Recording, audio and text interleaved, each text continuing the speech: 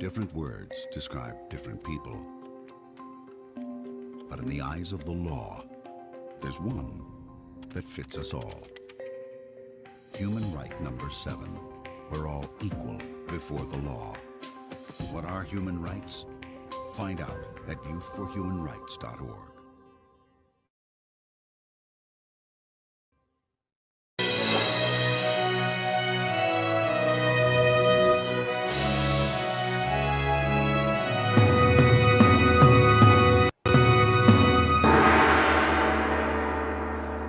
The warmest of greetings to you, back here to the missing sock corner of the World Storytelling Cafe for the penultimate episode of Kingdom 1000. What an incredible journey we have been on. Right from the very beginning, we were exploring medieval history, we were chatting with a huge array of fantastic artists, and all throughout, rooted in the memory that we are remembering 1,000 years since the very first law of equal justice, which is still in power and in effect today in documents like the Universal Declaration of Human Rights. Today, as we come to the end of our celebration, we are going to be looking at probably one of the most universal art forms, I think. It's definitely one of the most accessible, but also one that is, I think, in many ways just hardly ever known or thought about as an art form. And I'm really excited about today's guest, because this is something that I confess I have very little knowledge of, but a huge amount of enthusiasm for, so I know I have an enormous amount to learn. I am really excited to introduce you today to Leif Weigers, artist gardener. Hello, Leif. Hello. It is so very good to have you with us, and I'm going to ask first, have I pronounced your name right? You have, yes, well done. Grand. How many times has someone said to you, you have the right name for a gardener? Most of my clients, when I meet them for the first time. Is it a chosen name, or was it given to you? It's an evolution of a nickname that I got. Originally, I was called, I became known as Bayleaf. Bayleaf was a character in a 1970s animated children's program called Parsley. And Bayleaf was the gardener in there, and it ended up becoming shortened to Leafy and eventually Leaf. And Excellent. it stuck. And you can actually tell how long people have known me by whether they call me Leaf or whether they call me by my birth name, which is Rob. Well, it's very good to have you here, and we shall definitely be calling you Leif through the entirety of this program, just because it is so apt and fitting. The words or the phrase artist gardener is not one that many people will have come across, I don't think. So can you just give us a brief explanation of what you think it means, or what it does mean? I think it comes from the intent with which I garden. There's many gardeners out there, many different kinds of gardeners. And obviously there are gardeners that you bring into because your lawn needs mowing or weeding or whatever it is. But at my heart, I'm an artist. I've always been an artist. And gardening to me is no different to painting on canvas, drawing in sketchbook. It's all about shape and form and texture. And whether I'm gardening or painting, it is the same thought processes that are going on. So that is why I would describe myself as an artist gardener, because it's all about making something beautiful. Fantastic. What a beautiful description. And I really want to dive into that in more detail, which we will do when we get on to our proper discussion in a few minutes' time. But as always, I'm going to start, Leif, by asking you the question we ask everyone, which is, what does equality mean to you? I've thought about this a lot, and I've thought about it a lot over the last few weeks and how to try and communicate what it means to me. And the best way I can put it is as a gardening analogy. A garden is made up of many, many different kinds of plants, and you want them all to flourish and you care for them all equally. But what I think is very important, and an important part of my understanding of equality, is that everybody deserves the same amount of compassion and care, but everybody is different. And treating everybody, as an analogy with plants, I want my astilbes to flourish as much as my lavenders, but astilbes like it damp and lavenders like it dry. So I treat them equally unless I care for them both equally, but equally I understand that they're both very different and require a different care. That is fantastic. That's a brilliant analogy. So it's everything having the chance to flourish, but accepting that they're all going to have different ways in which they will do that and take to get there. Yes, understanding that every living thing is different and has different requirements. Excellent. That is such a very well considered answer. I think you've clearly thought about that in some great detail before getting the question. So thank you very much for that. And I'm sure that's going to form a huge part of the discussion that we'll be having after our story today. Now, we began this series with probably the most popular and well-known medieval folktale from the Anglo-Saxon times, the story of Alfred burning his cakes. I think the story that we have for you today in our penultimate story is also a very famous one, if not more famous than the one that's just gone before. They're probably on equal footing. Funnily enough, that's appropriate, isn't it? This story is probably the most well-known tale that you will think of when you hear the name King Canute. And as Leif has just said, like Leif wants his plants to flourish, so too did Canute want his kingdom to flourish. But the sort of issues that he had to deal with were, well, a little bit different to what your average horticulturalist might have to explore, except for the fact that there was definitely water involved.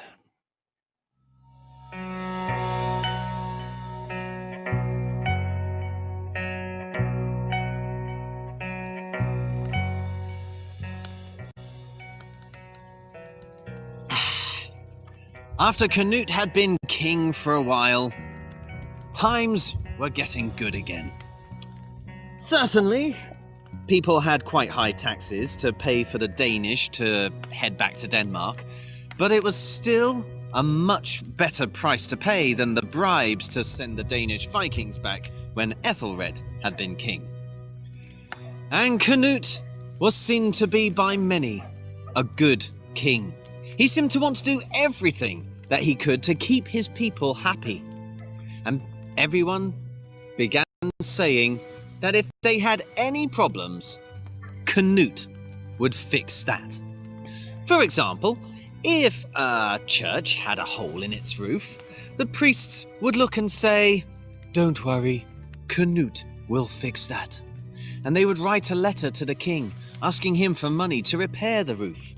Sure enough, Canute would send all the gold they needed. And if some fishermen down by the coast brought in their nets and found that there were no fish in there to eat, they would say, "Don't worry, Canute will fix that." And they would write a letter to the king. Sure enough, he would find some food from elsewhere in the Kingdom of England and send it to those fishermen to eat. And if the farmers growing that food in those other places in England found that they weren't getting enough rain, they would say, "Don't worry, Canute will fix that." And they would write a letter to the king. Well, that was when Canute began getting a little worried. Letters asking him to send more rain? Canute decided it was time to ask his advisors for help. What could he do, getting letters like this? Surely people weren't expecting him to make it rain. But his advisors just nodded sagely, patted him on the shoulder, and said, "Don't worry, Your Majesty. You will fix that." That was not the answer that Canute had been hoping for.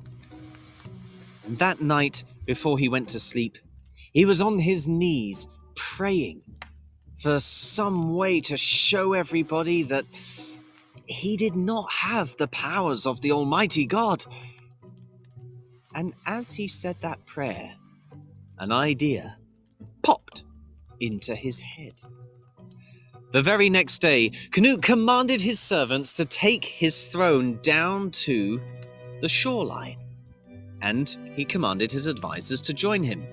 And soon a huge crowd of people had gathered as well, wondering what it was that their king wanted to proclaim so close to the rolling tides. Canute stood up before all of them and said, "My people, it is time for me to show you the true extent of my power. I am going to command the tides to turn and leave these shores so that we can enlarge the size of our island and grow our kingdom." Well, this was really exciting. All of the crowds there began rubbing their hands with glee. They were going to see their king perform a miracle. Everybody wanted to see at least one miracle before they died, and so now they were going to have that chance. They watched eagerly as the king stood up in front of his throne and addressed the tides, saying, "Tides, I command you, turn away!" Well, the tides didn't seem to hear Canute that first time, because they kept coming in. And soon the water on the shore was so high that it was lapping at the toes of Canute and his advisors.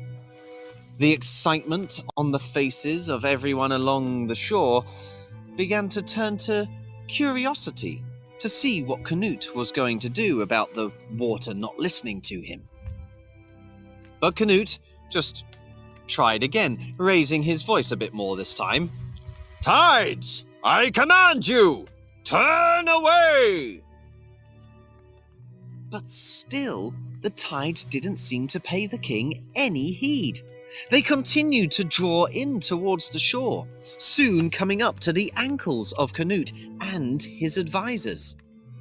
And the curiosity on the faces of everybody along the shore began to turn to confusion.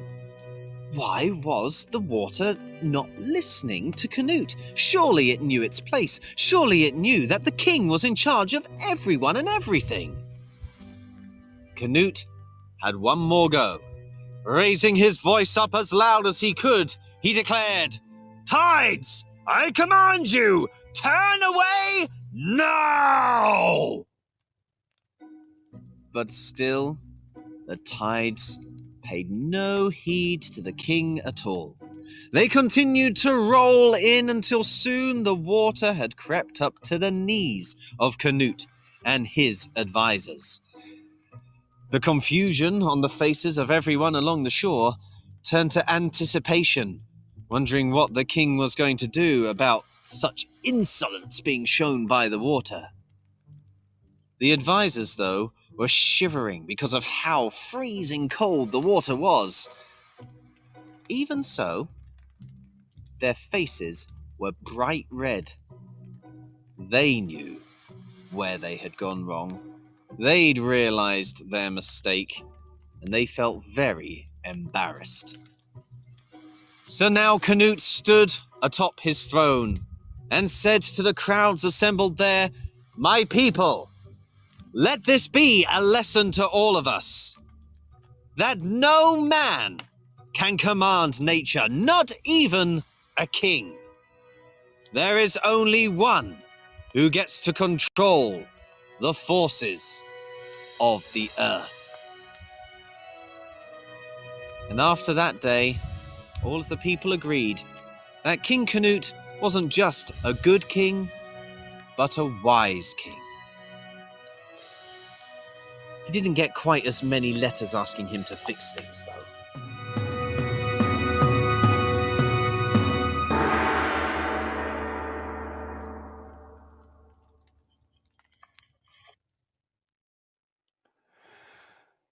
That was the story of Canute and the Waves, and it was retold from the earliest version of that story, not the equally popular Victorian version of the story, in which Canute actually does that act out of, one could say, foolishness or arrogance. So you've got the medieval version of the medieval tale right there. Before we go too much further, let me remind you that if you would like to join the conversation here today, you can do that by going to kingdom1000.com and clicking on Join the Story. You'll be able to ask any question you like to our guest today, artist gardener Leif Vigers. So whether that is tips on how you can celebrate equality with the gardening resources that you have, your backyard, or a plant pot, who knows, do please pop here into the World Storytelling Cafe. We won't be able to see you or even hear you, so don't worry what you look or sound like, but typing a question here in the World Storytelling Cafe Zoom room is the only way you can get your questions to us. So to get there, go to kingdom1000.com and click on Join the Story.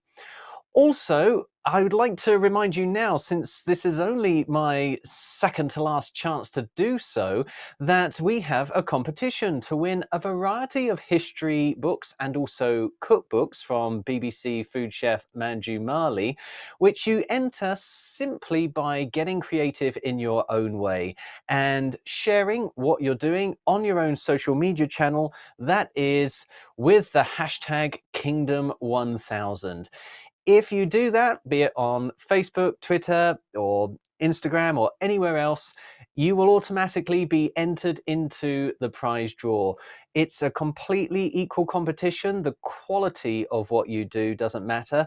All we want to see is that you are celebrating equality in whichever way you choose, how you would like to express the fact that we are 1,000 years on from that first law of equal justice being passed by King Canute. Back to King Canute then, and the story. What did you think of the story, Leif? Was it one that you knew? It was, and I'm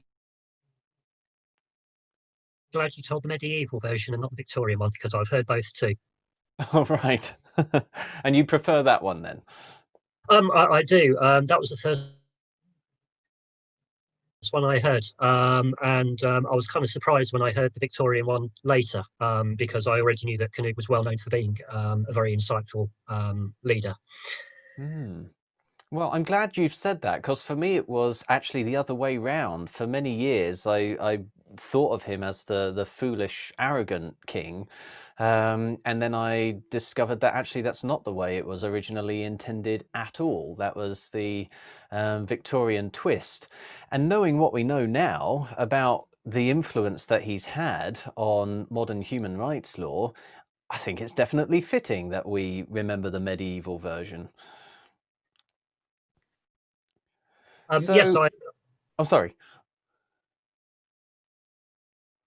yeah, I definitely agree. And it's interesting that I knew the second version. I wasn't aware that it was a Victorian version, but that actually makes a lot of sense understanding the viewpoint of the Victorians, because, of course, the Victorians believed that only man was perfect and nature was imperfect, which is why when they gardened, they very much went in with the intent of perfecting it rather than working with it. So would that be putting lots of artificial elements in place, for instance? Yes, and even going as far as huge scale re-landscaping, changing hillsides, flattening areas, raising areas, because they very much came at it with the attitude that they knew best. So if landscaping, etc., is not what we think of, or what we should be thinking of, as artistic gardening, what would we be thinking of? I mean, you said earlier about it being similar to the artistic thought process, but I'm guessing you're not choosing brushes or colors in the same way. There's probably a lot of difference between the mediums. So how do you go about it? I mean, you get an extra dimension when you're working with the garden, because of course you've got to take time into consideration as well, because obviously it changes over time. So you're considering when plants are flowering, or when you've got foliage colour in autumn, and how just the volume of things change. For me, I want to be able to step into a garden at any time of year, and have something to enjoy in it. There are gardens that very much have their seasons of interest, and not so much outside of that. But for me, because I work outside every day of the year, and want to enjoy being outside every day of the year, it's very important that gardens can be enjoyable at all times of the year. So does that mean, say, putting in place plants that you can see straight away, whilst also putting in seeds that are going to grow and sort of be there when the other ones die? Is that what you mean, sort of taking into account the cyclic nature of it? You can probably tell my complete inexperience with gardening here, can't Yes, you? yes, but even considering you've got the cyclic nature of the year, but you've also got the ongoing development and growth of the garden. When I'm gardening for people, I'm thinking of what it's going to look like in a year's time, but also what it's going to look like in 5 years' time, in 10 years' time. I very often ask clients how long they're intending on living where they're living, because if they're only going to be there for a short amount of time, I'd work it differently. If they're in the place that they think they're going to be there for 20 years, there's different things you can do. It's worth planting trees. It's worth planting things that take time to come into their own. If somebody wants a garden to look good for next year, then you need to do things that are going to take effect much quicker. Hmm. You can tell that we're talking about the outdoors, because you've got the interest of my cat, who I think he's making his first Kingdom 1000 appearance here. You spend a lot of time outside, don't you? So, but that's incredible. I mean, we've been talking a lot about doing some gardening to the place where we are now, but we've been putting it off because, of course, we aren't sure how long we are going to be here right now. So when we're talking about something as we are now, like a celebration of equality and a millennial that's coming up, are you able to do things that instantly to mark a special occasion, or would it have to have been something that we thought about, I don't know, last year, say? Not necessarily. I mean, for immediate effect, you very often go with annuals, because they're designed to be flowering for a long period of time, but they obviously only live for a short period of time. So you can get immediate colour with annuals. Whereas obviously, if you were going to, if you had time to plan for it, or wanted a longer term effect, then you'd be looking more perennials and things like that. Hmm. And coming back to your process for thinking about this, then, as an artist gardener, do you draw it out first, or is it just a question of going in there and, um, I suppose, experimenting as you go along? A really important part of this is getting to know the client, because everybody's different, and I always think that a garden is a cooperative effort between the clients myself and the garden itself. So gardens can have different environments, and people will want different things. People will love different colours. So it's very important for me that I get to know the client as well. There's no point in me going to everybody's garden and gardening in the same way. So it's a collaborative effort. But very much so, yes. That's fantastic, because we've spoken a lot with other artists and storytellers, especially on this program, about the importance of the audience in putting together creative work, and that sounds like it's still very much the same. Do you think of yourself a bit of as a storyteller as well?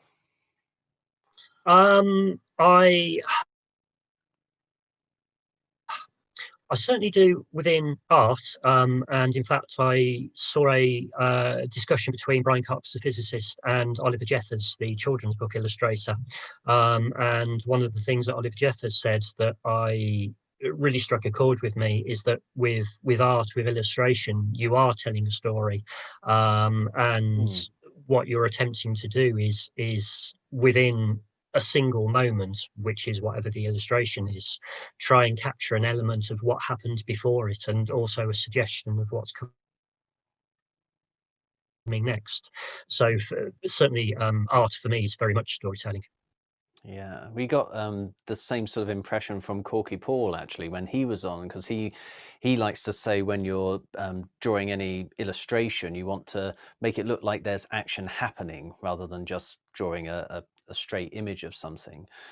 Is that something that carries over into gardening as well, though? Do you find ways to give a suggestion of what's coming as well as what's there, or is just the fact that it's life and nature kind of taking care of that for you? Certainly you have to follow nature, because nature will do what it's going to do, whatever your wishes are. I think there is an element of, I guess it's storytelling in you're trying to also go with the personality of the client. So I have one garden and wonderful client who is just rich with a sense of humour, and that sense of humour needs to be in the garden as well. But then I have other gardens that serve different functions for the clients.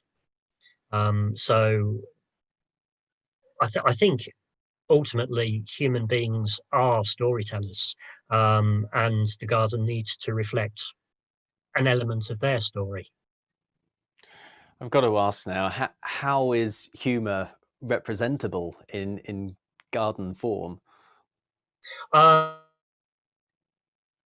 In this particular client's garden, they live next door to the cemetery, the churchyard, and my client takes great delight in having a particular type of flowering plant there that, when it flowers, smells of rotting flesh, which is very much captures her sense of humour.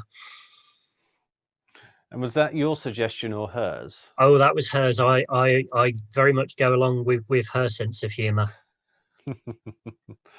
But I mean, did you suggest that she have a flower that has this smell, or did she ask for a flower that had that smell and you had to research it? How did that She already conversation had the happen? flower in the garden. Oh, okay. She already had the flower in there, but it was very useful information for me to see it, because it told me a lot about the client and what kind of garden that she'd like, and that I can relax and play around with shapes and forms, and it told me that she didn't have any fixed ideas about how she wanted the garden to go. She was quite happy for me to experiment and play with it. So that was her idea, but it was useful for me as a gardener to get to know her. Well, let's get to know you a little bit more as an artist then, Leaf, since you said that is how you actually start out and started out. what ways do you express yourself artistically other than through your gardening? Um, I've always drawn. I've drawn ever since I could pick up a wax crayon, and I've just never put it down. It's the most important thing to me to be able to do something creatively. I spent a long time with pencils. I spent a lot of years copying other people's art, just to develop technique, and a proficiency in using different mediums, before I started creating my own art.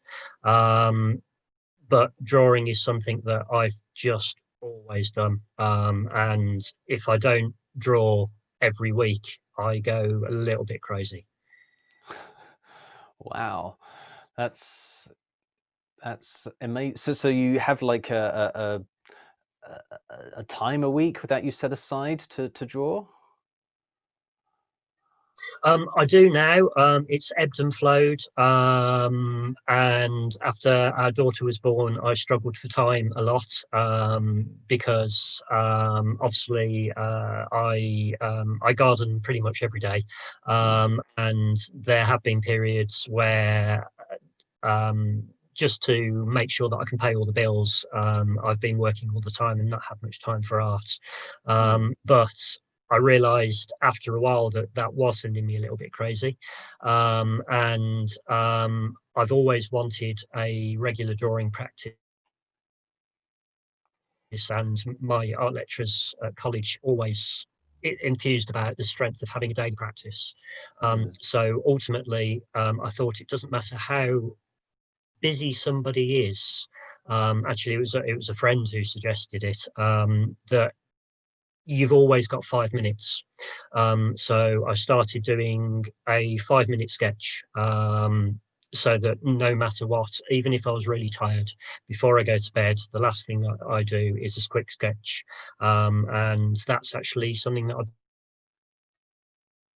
been doing for, oh, not sure, probably a couple of years now. So probably for 2 or 3 years, every single night, no matter what, before bed, I do at least a 5-minute sketch. Excellent. I'm getting the sense then, though, that although you describe yourself as an artist gardener, and the gardening, you've given us many examples as to how that can be a form of artistic expression, they're clearly not the same. If you weren't able to rely on your gardening to be a substitute for drawing, for example. So they're occupying different spaces in your practice, in your psyche. How then did you manage to transition from being an artist on paper to being an artist in the garden? Completely by accident, and also thanks to my brother. Actually, I came to gardening very late. As a child, I was always told that I was hopeless with plants, and when you're told things as a child, you believe them. So I was hopeless with plants, and in fact, I love being outside, but I never showed any interest in the garden. I never did any gardening until I was probably in my 30s. And in fact, my brother, who is a professional gardener, when he moved away, he asked if I could take over for one of his clients because he didn't want to let them down. So I started gardening for them, just mowing the lawn, and I discovered that I really enjoyed it. So I started mowing lawns, and then I started tidying beds. And then when I moved to Essex, I realised that I needed to earn money. Earning money is difficult to get into as an artist. There's a lot of gardening work available. So I began gardening for people, and just really took to it, really enjoyed it. And I learned a lot just through experience. But eventually I went back to horticultural college, just to fill in gaps, and learn a little bit more. Fantastic. And you apply your artistic principles then to your vocation. Yeah, I didn't realise at first when I started gardening. It was interesting what you said before about gardening and art filling different parts of my psyche. I hadn't thought about it that way, but you are very, yes, you're absolutely right about that. And when I started gardening, it was essentially because I needed to earn money to pay the bills. But the more I got into it, and also the more trust I got from my clients, um, gave me more freedom to garden in the way that I wanted to garden. And it was at that point that my um, my artistic intent came into my gardening as well. Hmm. And how easy is it then to, would you say, to be or to have an artistic flair with gardening? I mean, you've had to go back to college to get loads more knowledge. Um, Obviously, we can have people joining us here in the World Storytelling Cafe, popping their questions to you, and I can see a few are already starting to come in. Um, but is it something that people will need to go back into college if they really want to get serious about being artistic with garden design? Or is it something that they should be able to just go out and try by, I don't know, visiting their local garden centre and seeing what looks good? Certainly, you don't need to go to college to do it. I think you need two things. Firstly, I think you need to be a creative person in the first place, and you also need the trust of your clients to give you the freedom to be artistic about it. Okay. Um, but if you're doing it for yourself, that's your own artisticness that needs to be there first. I think so, yes. When I went for my interview at art college, I was surprised that the lecturer there, they didn't actually care whether you could draw or not, because they said they can teach anyone to draw. Drawing is just a technical skill. It's just hours with a pen in your hand. That's all it is. But what they couldn't teach is you to be creative. So when they were interviewing people for the college course, all they were interested in is whether you had a creative spark or not. Hmm. That's a really interesting comment to make, actually.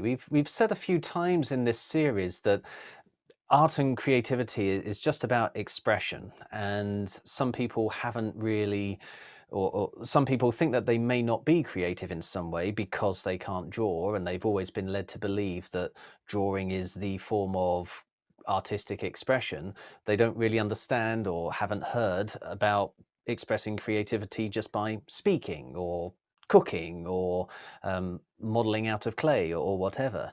Um, so would you say it's possible to be creative with gardening without being able to draw? Is that a line that people could go down?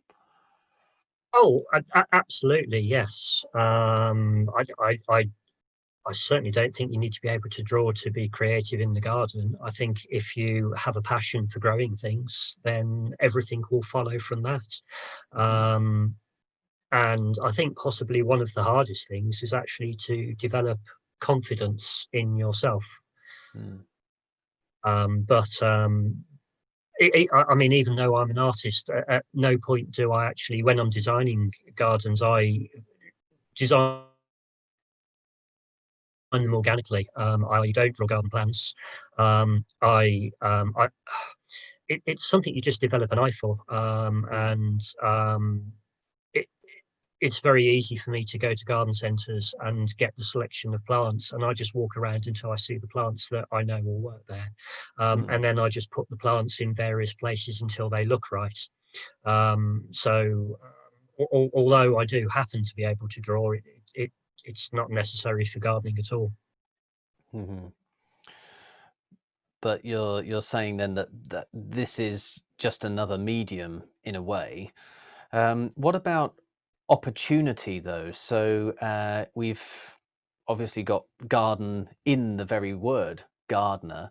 But if you are, say, living at the top of a block of flats, can you still make use of these sorts of principles around the home to see it as an artistic exercise?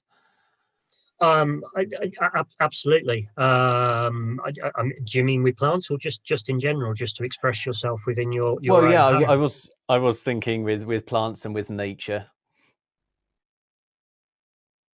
Yeah, I mean, there's so many options. I mean, as it happens, the house that we live in, we struggle for sunlight in here. So you need to either have a knowledge of what plants will work in the conditions that you've got, or have a source of finding it. Obviously, everyone's got Google these days. It's very easy to Google plants that don't need daylight, and that will give you a wide choice. Knowing what you like, I think it's very useful looking for inspiration, looking for what other people have done, and then within that, seeing what it is that you like in there. And then that's a good starting point. But from there, you can find your own way, and you don't even need much room. Terrariums are a wonderful way of creating an indoor garden, and there's some really beautiful examples. I can't remember his name off the top of my head, but there's a fabulous gardener who is often a panelist on Gardens Question Time, and he creates terrariums that are just stunningly beautiful. So there's plenty of options there. When you say creating geraniums, you mean arrangements or? Yeah, so terrariums are essentially they're gardens within tanks, Oh, which right, hold. okay. So you can introduce artificial light to help them, but it helps hold on to humidity, and you can start playing around with different mosses, and lots of kind of micro plants that you can grow out of cracks of interesting pieces of driftwood. Everyone knows orchids that you get in supermarkets, moth orchids, but there's lots of different types of orchids, and a lot of them grow in cracks of trees. So that would be a beautiful way of going. The Japanese have always adored moss. They used to, well, they still create just fabulous moss gardens, and you can grow moss on wood and things like that. So it's finding what it is that inspires you. I think you need to know what it is that you love. Well, you Look at what other people do, but then recognise you need to find your own thing. Well, you say that, Leaf, but you are definitely inspiring me right now with loads of things that I'd never even heard of or considered before and want to go out and find out more about. I mean, I think I was thinking of geranium when you were talking about your geranium? Terranium, Terranium. Gotcha. terraniums, yes. Terranium. I'm definitely going to look into that. That sounds, they sound amazing, whether or not you have a garden. And also, I'm They going to can pick, be so beautiful. yeah. But you mentioned something there which I'm going to have to seize upon, not just because it's a comment that has come in here in the World Storytelling Cafe, but also because it's a question that I would have asked anyway, and I'm quite interested in. Just before I do that, I'd like to remind everybody who's watching this conversation that you can take part, you can submit your questions too by going to kingdom1000.com and clicking on Join the Story. We won't be able to see you or hear you, but you will be able to type in questions into the Zoom chat room here at the Storytelling Cafe, and that is the only way that I'm afraid we can get any questions or comments that you may have for our fantastic artist gardening guest this evening. Also, if you would like to enter our competition, let me just remind you that the way to do that is to put your expression of what equality means to you somewhere around social media using hashtag Kingdom1000. Pop that anywhere, be it Facebook, Twitter, Instagram, wherever you prefer, maybe a photo of what you've created to mark the 1000th anniversary of King Canute's equality law, or just a video of you reciting a poem that you've written, or just a story of exactly what equality means to you. By doing that, not only will you be taking part in this important celebration, but you'll also be automatically entered into a prize draw, which isn't a judged one. We're not judging the quality of what you put out there. We just want to see exactly what equality means to you and mark the fact that for 1,000 years, human beings have been striving to see as many people flourish as possible, recognizing that there are many different needs that different people have, as Leaf mentioned earlier. But Leaf, this question that has come in here into the World Storytelling Cafe, and which is one that I wanted to ask kind of anyway. When we had Manju in right at the very start, we were talking about how you could show equality and celebrate equality by using different foods from all around the world. And we've also had Neil Brand on here talking about how you can do that with music too. You could go to other cultures and sample their musical styles, try and give back to them a little bit of the influence that they've given to you. And we've spoken a bit with different artists about how they do that. I got the impression from what you said earlier, though, that that's going to be harder to do with gardening because, of course, a plant from the other side of the world isn't necessarily going to do very well in a garden over here and vice versa. So in what ways would you actually think about marking the 1000th anniversary of equal justice through the art of gardening? Oh gosh, good question. I guess it kind of goes back to my original understanding of what equality is. I think especially if you are unfamiliar with the garden or new to it, it's very easy to think that there is a particular way of doing it, and look what other people have done and think, oh, that's the way you do it. For me, I'd have to go back to following your own instincts, and find what it is that inspires you in the garden. I think it's really important that people find what it is that they're passionate about and express that in the way they want to express it. Because what somebody else does, if you copy it, you're only ever going to create a poorer quality version of it.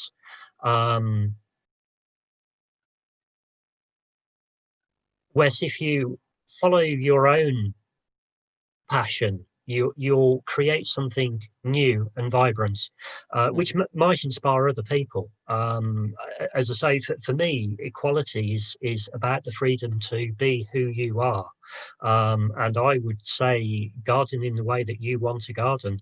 I mean, I work in probably about 15 different gardens, and they are all completely different, and they all reflect the people whose gardens that they are.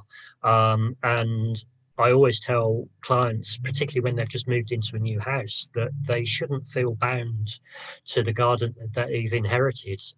Make it their own. Yeah, but it's a theme that has popped up a few times in this series, that one of the best ways to celebrate equality is to also celebrate your own uniqueness. And it sounds very much like what you're saying is in line with that, this idea that if you look at your garden and you just try to help it be colorful and exciting and to your preference, but also flourishing in the way that you were talking about earlier, then that in itself is going to be a celebration, and it could be a celebration of whatever you want it to. Yes, definitely. We have had somebody else mention in the World Storytelling Cafe, though, that thinking of Manju Mali again, our very first guest, who was a chef and was talking about equality in food, she mentioned about using herbs in cooking and how this could be another way that she would perhaps bring in the element of equality from around the world, because it's a good way of getting flavors from different places. And someone has asked here, can you think of ways and maybe suggest some ways that the growing of herbs could be built into an artistic garden design? Oh gosh, completely. In fact, herbs is a wonderful way of going. In fact, herbs was the first thing that I put into our garden. Um, there's a lot of evergreen herbs, a lot of them flower. The Victorians were hugely into their ornamental vegetable gardens with coarse herbs. Um, uh, Personally, herbs that I almost always go to purely for aesthetic reasons. Sage is a wonderful one. You've got your common green sage, there's purple sage, there's variegated sage. They flower as well. Thyme is a beautiful plant, different structure, beautiful little flowers. Rosemary, rosemary's great. You can sculpt it in any way you like. There's different varieties, ones that grow horizontally, so you can get some lovely arcing shapes onto it. Ones that are very upright in their structure. They're wonderful for training. You can turn them into mini trees if you want. So rosemary is a great one. Chives, essentially, I mean, a lot of people like alliums, which is all chives are really. Again, different structure, beautiful little pom-pom flowers. Yeah, I'd thoroughly recommend herbs to anyone, whether they want to use them in the kitchen or not. I think they're a fabulous part of anybody's garden. That's excellent. I mean, I literally had only ever thought or visualized herbs in the way that you see them presented in the supermarket. I had no idea that they flowered. So this is being a real education for me this evening, but an intensely valuable one and an intensely inspiring one as well, because it really is opening up my eyes to just how important nature is and how beneficial it can be, how beautiful it can be. Um, I'm wondering, again, thinking of something that you said earlier about the benefits of working with nature. I think you spoke earlier about people having the confidence to go and express themselves in any way that they like. And I was wondering whether there are tips that you as a gardener might have for how people can grow their confidence as they are growing their gardening skills. The only real advice I'd give is start small. I think Hmm. people often try and start large, and there's a lot of things to balance when you're trying to do a lot of different things. And if you're new to it, it's very easy for it to not go the way that you planned, and lose confidence in it and believe that you can't garden as a result and give up. As I said, I started very small. I started just mowing lawns. And then starting to weed beds, and I built up my both knowledge and confidence very slowly, very incrementally.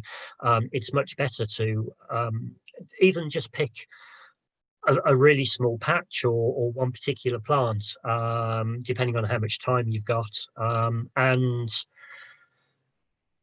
make sure that you work with the time and resources that you've got, so that when that element of it works, then you can move on to the next thing and include that. And then when those are working, you can keep those going along and then introduce something else. I start small and build gradually, in your own time. So much of gardening is about patience. And we hear a lot about the health benefits of working with nature and gardens and so on. And I think personally, what you just mentioned there about patience probably has something to do with it. I feel, because if you practice patience, it can help you with other aspects of well-being as well. But since I've got the opportunity speaking to a gardener here, have you seen examples of the health benefits of gardening in your life? Certainly, it's made a big difference to me. So certainly speaking from personal experience, there is just something about being outside, and getting your hands dirty, and working with plants. There's something about growing plants. There's something very rewarding in that. A very personal story. At one point in my life, I ended up living in a factory in a very dodgy area in Nottingham, with no heating, broken windows, cold running water. Not a fun place to be. And in there was a very neglected cheese plant, which was slowly dying. And it was a difficult time of life, but I can't even remember when I started. Well, I didn't even start watering it. What I actually started doing is tipping leftover tea and coffee into it, which was better than what it had been getting. And eventually I started watering it. And I can still remember the very first day that I got up in the morning, and it had a new leaf on it. And I think in many ways, actually, that genuinely was the very beginning of my gardening career. To see that I'd done that to a living thing. And me and that cheese plant lasted another 6 months in that factory before I moved into a house. And when I eventually left the house and moved to Essex, that cheese plant was not only touching the ceiling, but was spreading across it. And that gave me a lot, that did, that interaction with me in that cheese plant. That is a brilliantly inspiring story, not just because of what it clearly meant for you and for your well-being and the well-being of the cheese plant, but also because it shows the incredible impact that we can have on nature and nature can have on us. This is something that we can all do. We are all part of this world, this huge picture, which can be really, really beautiful if we yeah, share what we have with it, be it a mug of tea as it was for you, or our education and our charitable giving and so on. That's a brilliant story. Thank you for sharing that with us, Leaf. And as we're drawing to the end now, I was wondering whether there are any of your work that you're able to share, because I can see that you're sitting in a studio there. It's probably not terribly easy for a man of your media to, I don't know, cram a garden into the World Storytelling Cafe for us right now. But you mentioned that you are an artist with crayon and pencil and as well. I wondered whether you've got any examples of your work that you could share with us. I have, yes. I'll show you. Obviously, I'm very inspired by the landscape, and what I've got. One thing that I would call my other home is mountains. So I don't know how well you can see that. Obviously, I'm blocking myself Oh, out. that is amazing. But I do love landscape, and again, I just love the form of it and trying to capture the movement in it. Wow. But something that I've started doing recently, because I've always thought that with art, you can often capture things in 1,000 strokes, but I've been inspired by Japanese and Chinese art for a very long time, because what they can do with just 3 or 4 strokes with a brush is incredible. And they have a particular style called sumi, which is ink drawing, and all they're using is just black ink. And what they can capture in just a monotone picture with just flicks of the brush is incredible. And I certainly wouldn't say I'm anywhere near as good as of any of those artists, but it's something I've been doing for probably about a year now. And there is something very rewarding in trying to capture an emotion and expression in as little as possible. So again, I'm not sure how well that comes up. Yeah, well, it's very clear. Um, am I allowed to guess at the emotion, or is it supposed to be cryptic? Not at all. I think a really lovely thing about art is not being too descriptive about it. I think it's important that the viewer is able to bring their own interpretation to it. Interestingly, I've got a friend who's a psychotherapist, and I often send her pictures of my work and see how she interprets them, obviously coming from a psychotherapy background. So I interpret away. Well, it was looking to me like a picture of the feeling of overwhelm.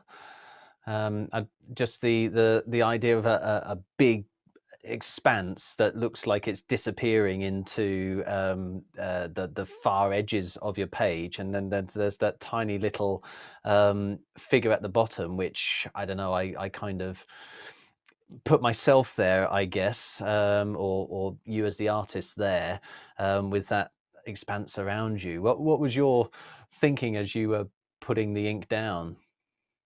Um, I I think where that came from is often my days are very busy. My alarm goes off in the morning. I get up, I have breakfast, I go out, I go to work, I work all day, I come home, I spend whatever time I can with my daughter. She can take quite a long time to get to bed. Often, by the time I'm able to have any time for myself, it's quite late. I'm someone who has spent a lot of my life alone, and I need solitude to let my brain relax and calm down. So the idea of having a lot of space around me is very important. And often after a very busy day, what my mind is looking for is just space to be myself, um, away from everything for a while. Hmm. I think that's wonderful then, because you've shown as well just how even putting a picture onto paper is a collaborative exercise, because you have your interpretation and that drives what you produce, but then the viewer has their interpretation, which they bring to it. And I'm sure that, if I were to look at exactly the same picture in a year from now, or had I looked at it 5 years ago, my interpretation would be very different. Does your interpretation of your own artwork change over time? Do you look back at things that you've produced before and look at it in a new light? I do. When I look back on old artwork, I'm often able to be more objective about it and more reflective about Hmm. it. It's very difficult for me to really um, have an opinion of any piece of art that I've just done, because I'm so involved in it. I'm so much at the center of it that I can't see it properly. So Hmm. having space from it, as in time, is very helpful for me.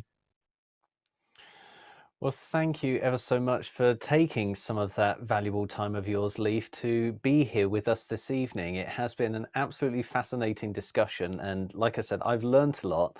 I've also been thoroughly inspired, and I absolutely loved your definition of equality. I think that is really important, especially as we look at celebrating 1,000 years since that first law of equal justice. We've spoken in this episode about expressing your creativity through your garden, through drawing and through ink, but ultimately through helping life to flourish, recognizing that it all has different ways of getting there. We all have different needs, be that solitude, be that spending time with our family, and sometimes we have all of these needs, but in different levels, we need them at different times, and they are all equally important. If you have been inspired by this episode too, then please remember to head online and show your expressions of creativity using the hashtag Kingdom1000. If you do that, you will be taking part in this really significant moment where we are remembering that 1,000 years ago, a reasonably wise king, albeit one who lopped off a few heads, decided that everybody in his kingdom should be treated equally before the law. A decision that was ultimately, one way or another, going to end up with the Universal Declaration of Human Rights. In fact, some of Canute's early words, albeit out of Old English and translated into the modern, can still be seen in that Universal Declaration in Article 7. So by celebrating with us, you are marking the fact that this has been something that human beings have strived for 1,000 years. And it's like the struggle for beauty. As Leaf was saying with gardens, it's something where time plays an important element. We are certainly nowhere near having equality for all and equal justice for all completely around the world at the moment. But if we're sowing the seeds now and staring at all of the beauty of how far we've come, that is going to keep us going perennially towards that end. So I'd like to thank you again, Leaf, for joining me this evening. You've been a wonderful guest. I hope you've enjoyed it too. Thank you for answering all of the questions that we've been having here at the World Storytelling Cafe.